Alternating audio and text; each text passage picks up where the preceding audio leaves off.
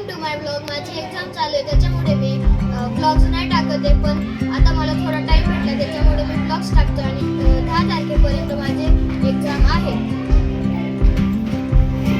आता आजच्या ब्लॉगमध्ये आपण रेसिंग आणि सायकलिंग